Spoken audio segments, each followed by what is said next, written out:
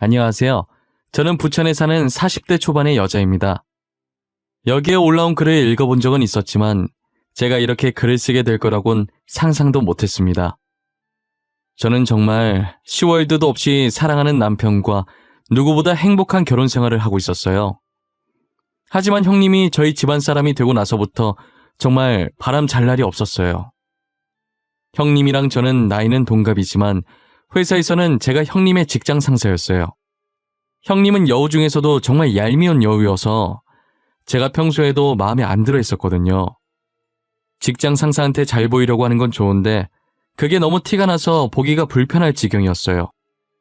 그런데 2년 전 아주버님이랑 결혼한 뒤로 공과 사를 구분하지 않고 회사에서도 계속 집인양 형님 행세를 하는 거예요. 제가 몇 번이나 공과 사를 구분해달라고 했지만 전혀 제 말을 듣지 않았어요. 제게 그런 말을 들은 게 마음에 안 들었는지 시어머니께 제가 회사에서 상사라고 형님인 자신을 무시하면서 괴롭힌다고 거짓말을 치더라고요. 당연히 시어머니께서는 형님 말을 믿고 저를 꾸짖으셨죠. 어머님, 저 요즘 회사 다니기가 너무 힘들어요. 동서가 상사로 있으니까 너무 불편한 거 있죠? 직급 좀 높다고 저를 얼마나 무시하고 괴롭히는지 몰라요. 뭐? 둘째가 무시를 해? 얘 둘째야. 아무리 네가 직장 상사래도 그렇지 손윗 사람인데 형님을 그렇게 무시하면 되겠어? 가족이면 같이 도와주면서 해야지. 아니에요. 무슨 소리예요. 저 형님 무시한 적 한 번도 없어요. 형님이 이 집에 들어오기 전에도 무시했던 적 없었어요. 어머님, 저는 괜찮아요. 동서한테 너무 뭐라 그러지 마세요. 일하다 보면 그럴 수도 있죠. 제가 형님이니까 넓은 마음으로 넘어가야죠. 둘째 그렇게 안 봤는데 나 좀 실망했어. 그래도 형님이 착하니까 넘어가 주는 거지. 다른 집이었어 봐. 벌써 난리 났어. 형님이 제게 이런 적이 한두 번이 아니라서 점점 화가 나더라고요. 그래도 집안 분위기 망치기 싫어서 늘 제가 고개 수그리고 들어갔었어요. 그랬더니 형님은 시어머니를 등에 업고 선을 넘는 행동을 하기 시작하더라고요. 회사 다니면서 자기 괴롭힌다고 거짓말 치는 건 애교 수준이었어요. 제가 정말 형님의 거짓말 때문에 억울한 일을 겪은 적이 있었어요. 회사 앞에 있던 카페에서 점심을 먹고 잠깐 남편을 만나고 있었어요. 그런데 형님이 몰래 남편의 얼굴은 안 보이게 찍어서 시어머니한테 그 사진을 보냈더라고요. 제가 지금 남편을 두고 다른 남자와 바람피는 것 같다면서 말이에요. 그날 일하고 있는데 시어머니 전화로 불나고 있었고 저는 일이 많아서 전화를 못 받는 상황이었죠. 계속 전화를 받지 않으니까 형님한테 전화를 하셨었나 봐요. 첫째야, 둘째가 내 전화를 안 받는데 회사에 있는 거 맞냐? 전화를 안 받은 적이 없었는데 말이야. 너희 같은 부사라고 하던데 회사에 있는지 확인 좀 해봐라. 어머님, 지금 동서 자리에 없어요. 아직 그 남자 만나고 있나? 저는 모르겠네요. 제가 들어오면 어머님께 전화 한 통 드리라고 할게요. 그래, 알았다. 일하느라 바쁠 텐데 미안하구나. 둘째 오면 전화하라고 꼭 전해줘.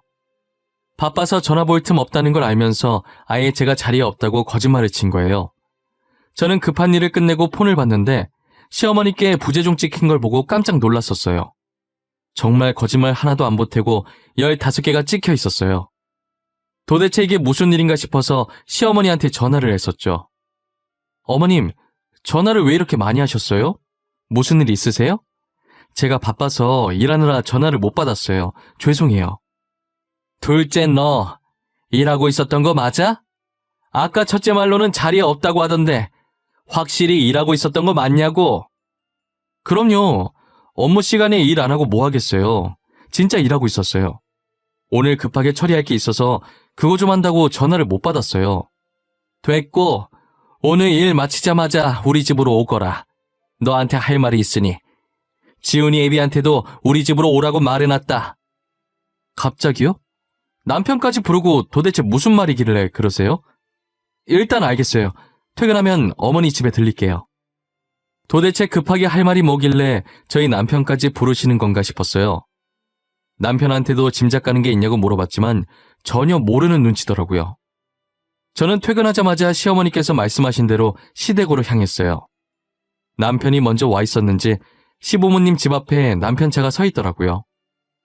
시댁 문을 열자마자 짝 하는 소리가 크게 나면서 제 고개도 함께 돌아갔어요.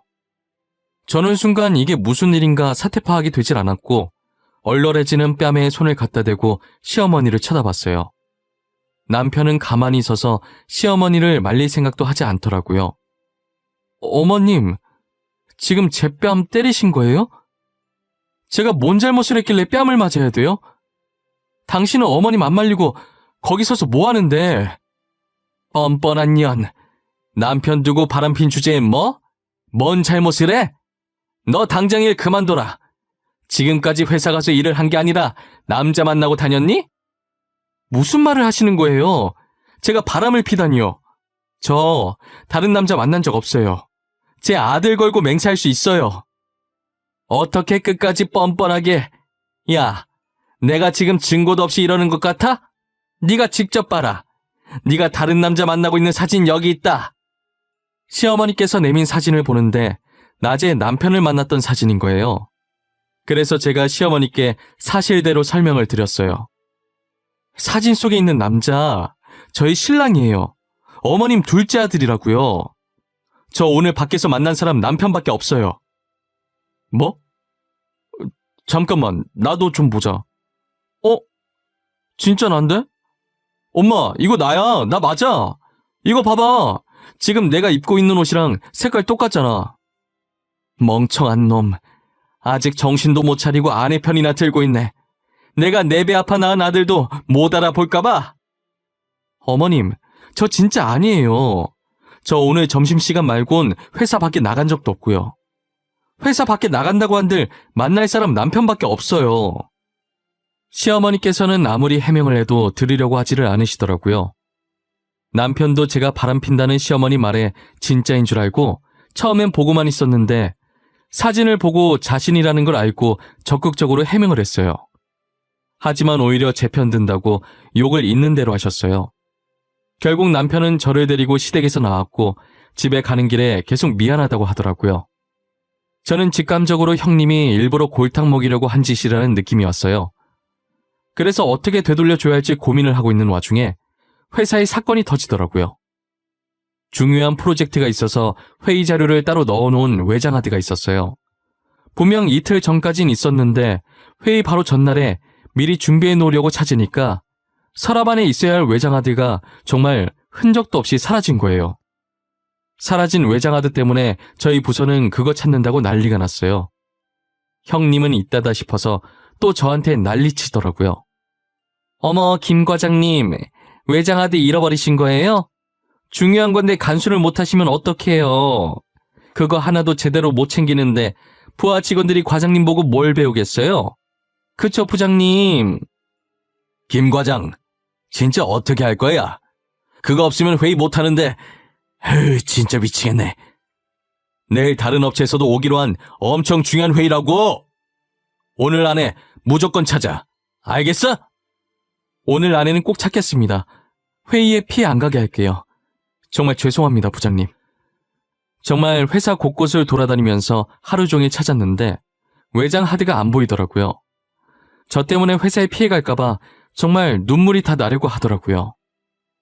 그래도 그나마 다행이라고 해야 할지 회의 자료 최종본을 외장하드에 넣고 수정본은 컴퓨터에 그대로 저장되어 있었어요. 내용만 조금씩 수정하면 될 것 같더라고요. 저는 밤을 새서 최종본과 똑같이 만들어서 회사로 가져갔어요. 출근을 하니까 어디서 찾은 건지 형님이 찾았다면서 부장님한테 외장하드를 넘기더라고요. 부장님은 외장하드를 찾은 형님을 칭찬하고 잃어버린 저를 꾸짖으셨어요. 신대리가 찾았으니 망정이지. 진짜 신대리 없었으면 어쩔 뻔했어. 김 과장은 신대리한테 고맙다고 해. 안 그랬으면 사직서 준비해야 됐어. 에이, 아니에요. 중요한 회의인데 아무 문제 없이 할 수 있어서 다행이에요. 다 잘 되려고 액땜 하나 봐요. 그래도 이렇게 찾았으니 됐죠. 다 신대리 덕분이야. 이번에 회의 잘 끝나면 회식 한번 하자고. 김 과장은 심할서 작성해서 나한테 가지고 오고. 회사 다니면서 단 한 번도 실수한 적이 없었는데 처음으로 상사한테 혼나는 날이었어요.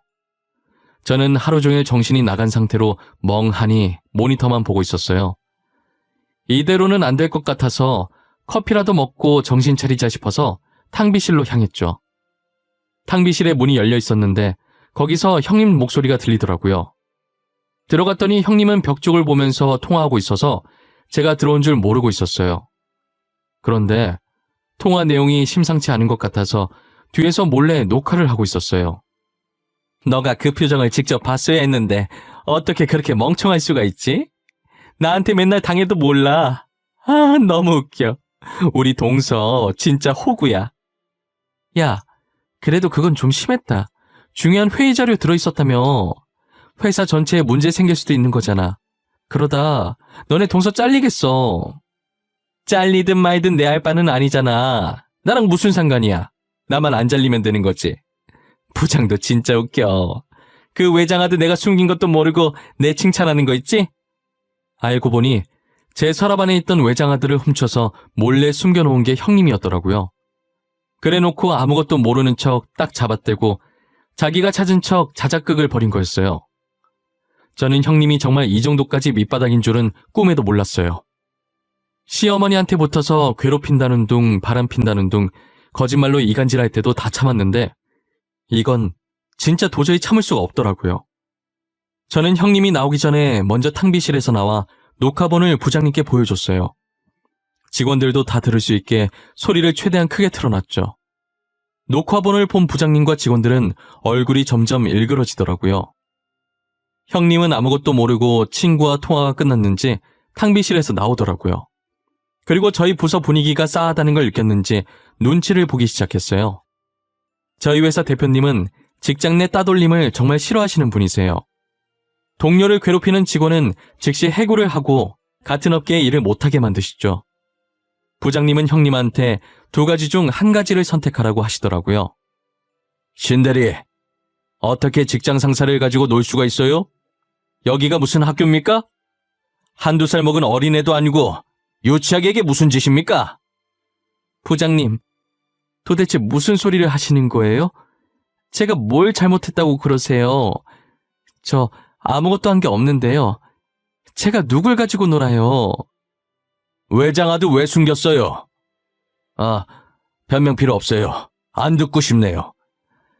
자진해서 사직서 제출하고 나가던지 녹화본 대표님께 넘길 테니 쪽팔림 당하면서 나가던지 선택하세요. 부장님, 죄송해요. 다신 안 그럴게요. 제가 잘못했어요. 제발 한 번만 봐주세요. 네? 결국 형님은 사직서를 제출하고 제 발로 회사를 나갔어요. 그리고 저는 그 영상을 시댁에 가서도 보여드렸죠. 어머님, 그동안 회사에서 괴롭힘 당한 건 형님이 아니라 저예요. 공사 구분 못하고 형님이라는 권력을 회사까지 끌고 와서 괴롭혔다고요. 뭐? 그럼 그때 너가 다른 남자 만나는 것도 사실이 아니었단 말이야? 그 사진 보내준 것도 첫째인데. 네, 저 다른 남자 만난 적 단 한 번도 없어요. 제 아들 걸고 맹세할 수 있다고 했잖아요. 그리고 그때 남편도 사진 속에 있는 남자가 자기라고 말했었고요. 너무 미안하구나. 첫째가 진짜 확실한 거라길래 첫째 말만 믿고. 내가 정말 미안하다, 아가. 그동안 얼마나 힘들었을까. 어머님도 모르고 그러신 거잖아요. 저는 괜찮아요. 다 잊었어요. 이제라도 이렇게 오해를 풀 수 있어서 다행이에요. 저는 시어머니와 오해를 풀었고 시어머니는 곧장 형님을 시댁으로 불렀어요. 형님은 제가 모든 것을 다 말했다는 걸 예상하고 쭈뼛쭈뼛 들어오더라고요. 시어머니는 형님이 들어오자마자 아주버님이랑 당장 이혼하라면서 난리도 아니셨죠. 둘째한테 얘기 다 들었다. 그동안 네가 우리를 가지고 놀아? 우리 아들이랑 당장 이혼해라. 너 같은 며느리 필요 없다. 어머님, 죄송해요. 제가 잘못했어요. 다시는 안 그럴게요. 그러니까 이혼하라고만 하지 말아주세요. 시끄럽다. 당장 이혼 도장 찍고 갈라서거라. 너가 시집 오기 전까진 둘째랑 나랑 사이 좋았어. 너만 아니었으면 둘째한테 뺨 때릴 일도 없었다고. 그러니까 더 이상 물 흐리지 말고 이혼해. 알겠어? 형님, 저한테는 뭐 하실 말씀 없으세요? 명예훼손으로 고소하기 전에 마지막 말이라도 들어보려고요. 명예훼손? 안 돼, 동서. 고소만은 안 돼. 내가 진짜 미안해. 잘못했어. 나도 내가 왜 그랬는지 모르겠어. 잠시 미쳤었나 봐. 제가 2년 동안 형님 때문에 얼마나 힘들었는 줄 아세요? 안 맞아도 될 뺨도 맞아보고 안 혼나도 될 일이었는데 직원들 다 보는 앞에서 창피도 당해보고. 동서, 내가 정말 미안해. 평소에 실수 한 번 하지 않는 동서한테 열등감 가지고 있었나 봐. 내가 진짜 잘못했어. 용서해줘. 이렇게 빌게. 용서해주기엔 형님이 제 자존심에 스크래치를 많이 내셨어요. 저희 정말 앞으로 볼 일이 없었으면 좋겠어요. 결국 형님은 회사에서도 쫓겨나고 시댁에서도 쫓겨났어요. 저는 녹화본과 시어머니 문자 캡처본을 들고 형님을 허위사실 유포, 명예훼손죄로 고소했어요. 그리고 형님은 저희 가족 앞에서 사라지셨어요. 그렇게 영영 안 마주칠 줄 알았는데 예상치 못한 곳에서 마주치더라고요.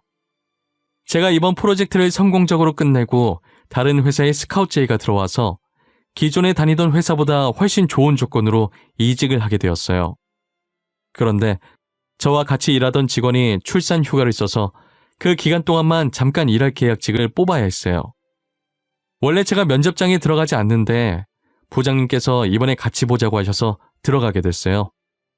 서류 전형에 합격한 지원자들이 면접장에 들어오기 시작하더라고요. 그런데 낯익은 사람이 한 명 보이더라고요. 이력서에 적힌 이름과 나이를 봤더니 형님인 거예요. 형님도 면접관 자리에 제가 앉아있으니 꽤나 놀란 눈치더라고요.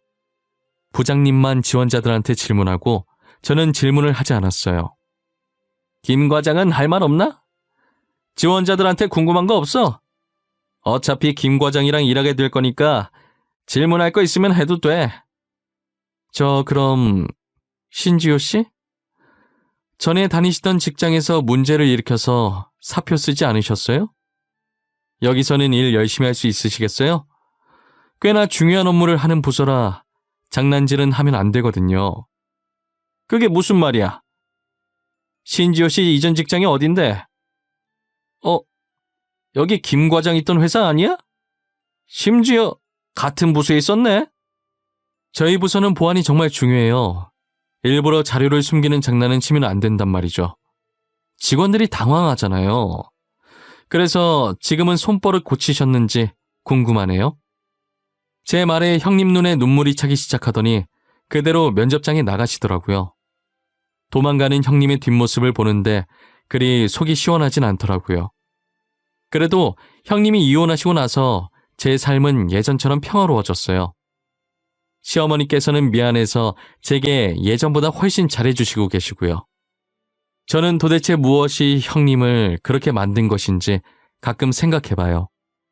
집안도 저보다 좋았고 아주버님도 저희 남편보다 돈 잘 버는데 정말 고작 제가 자신과 동갑인데 과장 직급을 달고 있어서 열등감을 느꼈던 걸까요? 글쎄요. 그런 이유였어도 거짓말 치면서 남을 괴롭히는 건 아니라고 봐요.